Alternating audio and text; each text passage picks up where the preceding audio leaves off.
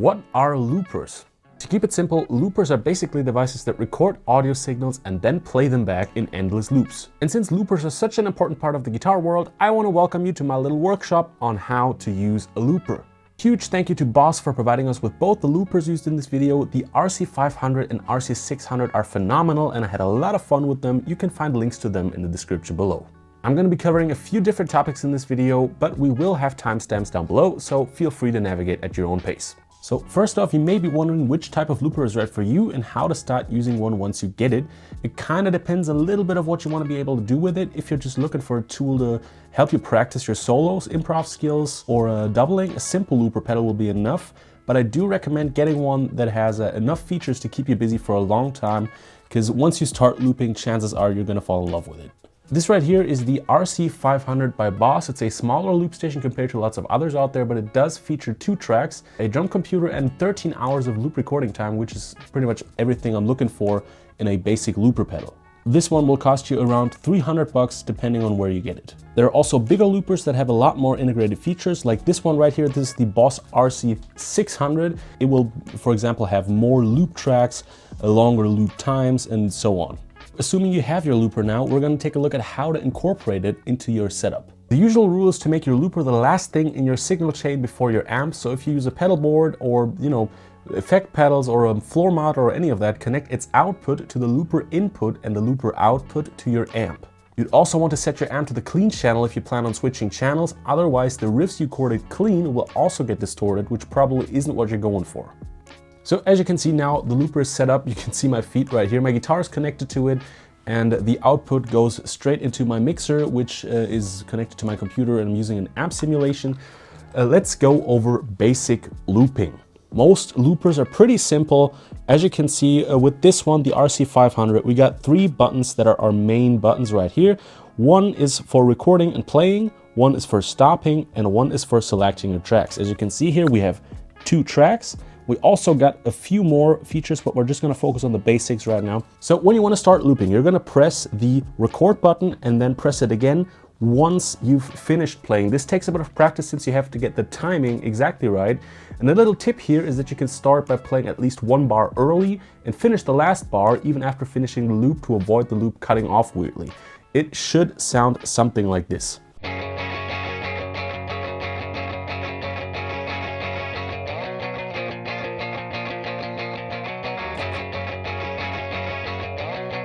Now, as you can hear, we've recorded our first loop, and if I press play now,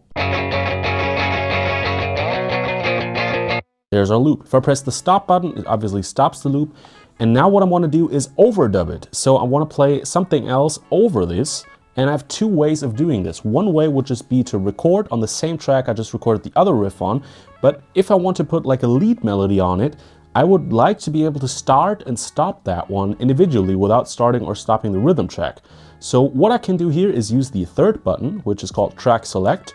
And now pay close attention to that LED right there. If I hit this button, it signalizes that we're now on track 2, and we can record onto track 2 without having to do anything to track 1. So I'm going to go ahead and track that lead melody, and what I need to do is make sure that I am on track number 1 to start my loop, my background loop, and then switch over to track 2 and press record on the lead track.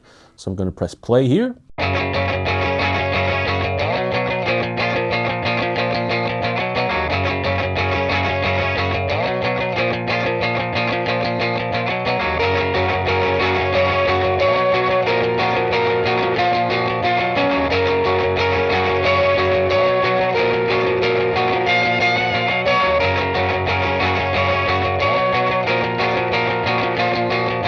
And that's pretty much how to put together a 2-track loop. If I want to delete everything I've recorded thus far, I just need to keep pressing the stop button for a few seconds until the LED screen turns blue. Do that for the other track as well. And now we're back to square one, we're all clear. Working with click, drum machine, and percussion, some loopers like this one will have an integrated drum machine or metronome, which is perfect for practicing or performing alone. With this one, you can see right here, there's this rhythm section, and we have one tempo button, which is basically like a tap tempo. You can just use that to choose the tempo. And then here's an on-off switch, and you should be able to hear through the camera microphone. If I press this 2 times, there's a beat going. Now, what I find even cooler than that is to use your guitar as a percussive instrument, and that's what loopers are perfect for. You see people like Ed Sheeran doing that all the time.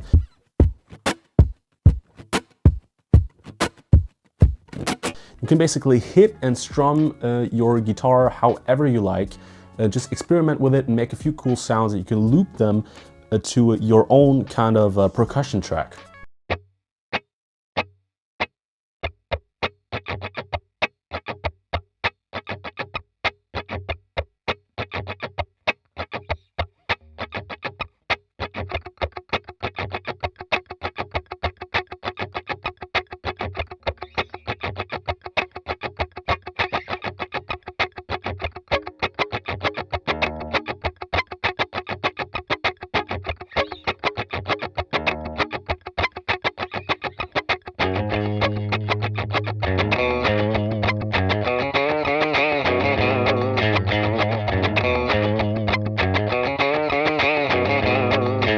Soloing over yourself is another great thing to do with a looper, and you can get lost doing that for hours. You can just record a riff, a rhythm part on one track, and then keep it playing in a loop to either write solos, practice them, or just improvise over yourself.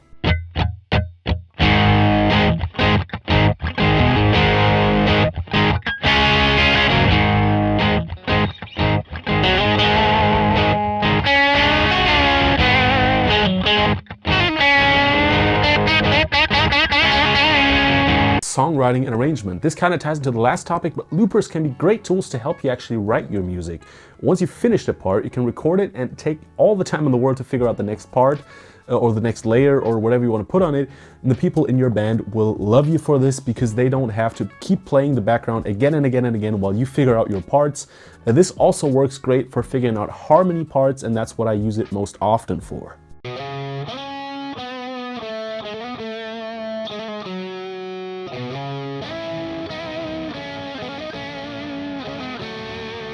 Breaks and fill-ins. You can also practice improvising breaks with a looper. Say there's a riff being played 3 times and you want to switch it up on the last bar. You can just record a 4-bar loop and leave the last bar open for you to fill it with something different every time.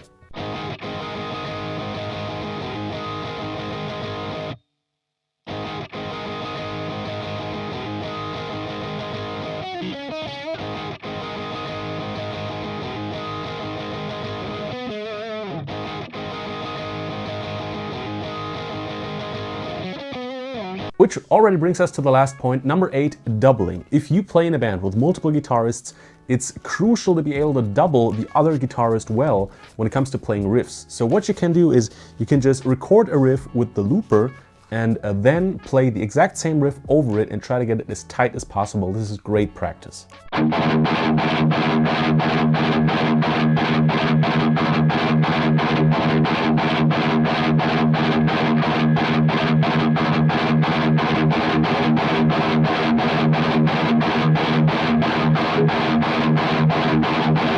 So I hope I could help you out today a little bit when it comes to understanding how loopers work and how you can incorporate them into your guitar workflow. And if you're still in the market for a looper, both looper pedals used in this video are linked down below. As always, thank you for watching, and if you enjoyed it, please make sure to hit that like and subscribe button. It really helps us out a lot. I hope you guys have a wonderful day and lots of fun looping. See you next time.